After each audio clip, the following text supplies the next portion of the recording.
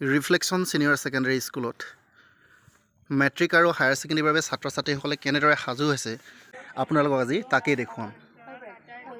এয়া গেটখন খুলি সোমাই গৈছোঁ মই।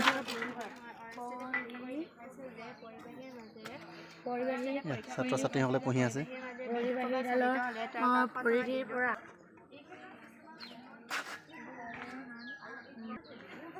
ইয়াৰ ছাত্ৰ ছাত্ৰীসকলে ধুনীয়াকৈ পঢ়ি আছে।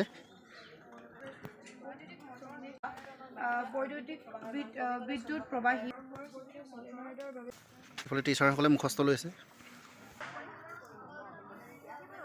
ছাত্ৰ ছাত্ৰীসকলে এইদৰে পৃথক পৃথকে পঢ়া দেখা গৈছে।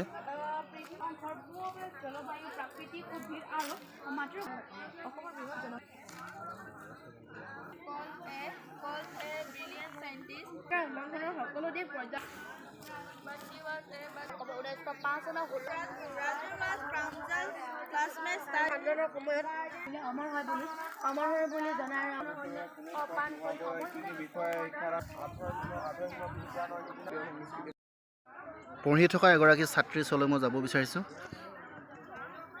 তুমি মেট্ৰিক দিবা এবাৰ? কেনেকৈ প্ৰস্তুতি চলাইছা? প্ৰস্তুতি তেনেদৰে ৰাতি 5টাৰ পৰা 11টালৈকে পঢ়া হয়, ৰাতিপুৱা 5টা বা 7টালৈকে। আকৌ এতিয়া স্কুলত এনেকৈ ক্লাছবোৰ নহয় দেখোন, আমি ফ্ৰী টাইমত এনেদৰে পঢ়ি থাকোঁ। তুমি মেট্ৰিক দিবা এবাৰ? হয় ছাৰ। তুমি কিমান ঘণ্টাকৈ পঢ়িছা? মই ৰাতি হ'লে হোষ্টেলত পঢ়োঁ, তাৰপিছত ৰাতিপুৱা হ'লে স্কুলত পঢ়োঁ। স্কুলত মানে এই সময়ছোৱাত পঢ়া? হয়। মানে কিমান ঘণ্টা পঢ়া স্কুলত? মই ৰাতিপুৱা 8টা বজাৰ পৰা 2টা বজালৈকে পঢ়োঁ। আৰু ৰাতি? ৰাতি 5টাৰ পৰা 11টা বজালৈকে। হয়, এবাৰ হায়াৰ ছেকেণ্ডেৰী ফাইনেল দিবলগীয়া এগৰাকী ছাত্ৰীৰ ওচৰলৈ মই আহিব বিচাৰিছোঁ। তুমি কিমান ঘণ্টাকৈ পঢ়িছা? তুমিতো হোষ্টেলত থাকা। হোষ্টেলত কেতিয়াৰ পৰা কিমান সময়ৰ পৰা কিমান সময়লৈকে পঢ়া? 5 বজাৰ পৰা 9 বজালৈকে, তাৰপিছত 9 বজাৰ পৰা 9:30 বজালৈকে ভাত দিয়ে, খানা দিয়ে, তাৰপিছত 10 বজাৰ পৰা 11 বজালৈকে পঢ়িব লাগে। আৰু দিনত স্কুলত পঢ়া চাগে? স্কুলতে পঢ়ি। হয় হয়। স্কুটি ল'বানে এইবাৰ? স্কুটি ল'বানে এইবাৰ?